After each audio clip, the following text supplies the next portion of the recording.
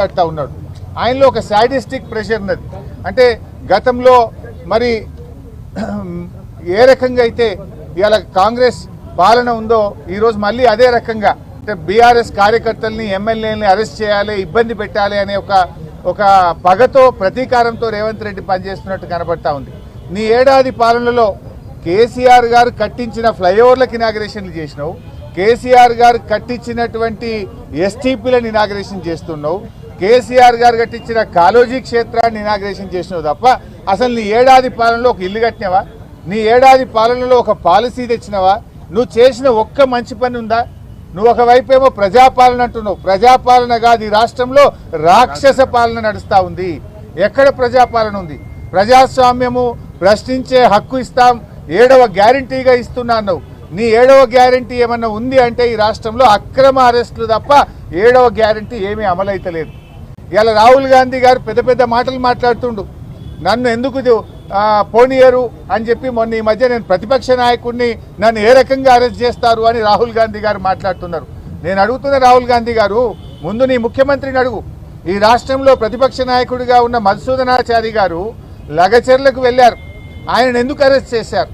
అర్ధరాత్రి పూట లగచెర్లలో మహిళల గొంతు మీద కాళ్ళు పెట్టి వాళ్ళ భర్తలను పిల్లల్ని నువ్వు అరెస్ట్ చేస్తే ఆ కుటుంబాలను పరామర్శించడానికి, వాళ్ళకి ధైర్యం చెప్పడానికి ప్రతిపక్ష నాయకుడిగా మధుసూదనాచారి గారు వెళ్తుంటే ఆయనను అరెస్ట్ చేశారు కదా. ప్రజా సంఘాలు POW సంజయ్ గారు వారి సభ్యులందరినీ కూడా నడి రోడ్డు మీద బట్టలు చింపి వాళ్ళు అరెస్ట్ చేశారు కదా. అసలు ప్రజాస్వామ్యం ఎక్కడుంది? రాహుల్ గాంధీ గారు రాజ్యాంగం గురించి, ప్రజాస్వామ్యం గురించి మాట్లాడాలంటే ముందు మీరు రేవంత్ రెడ్డి నీ చక్కగా చేయి, ఆయనకు ఆదేశాలు ఇయ్యి, లేదా ఆయన నీకు వినకపోతే ఆయనను తొలగించు.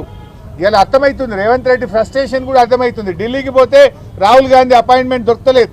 ఈ మధ్య 5 ట్రిప్పులు 6 ట్రిప్పులు కొట్టినా ఢిల్లీలో రాహుల్ గాంధీ అపాయింట్మెంట్ దొరకలేదు. ఎవడు కుర్చీ గుంజుకుంటాడో అనేటువంటి ఫ్రస్ట్రేషన్లో ఉంది. మంత్రులు ఎవరు ఆయన మాటింటున్నటువంటి పరిస్థితి లేదు. అంతా ఆగమాగం. ఆ ఫ్రస్ట్రేషన్లో ఒక సాడిస్టిక్ ప్రెషర్లో ఇవాళ పాలన కొనసాగిస్తున్నాడు.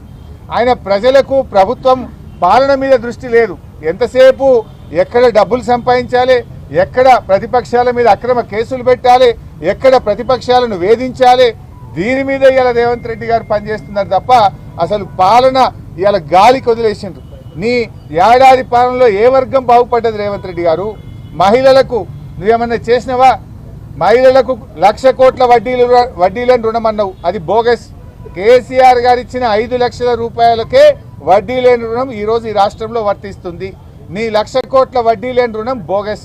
మహిళలకు నువ్వు చెప్పినటువంటి మహాలక్ష్మి బోగస్. ఇవాళ రేవంత్ రెడ్డి అంటున్నాడు మంచి సలహాలు ఇవ్వండి, సూచనలు ఇవ్వండి అని. మేము చాలా సలహాలు ఇస్తున్నాం, మేమేం నీ పాలనను అడ్డుకుంటలేం కదా.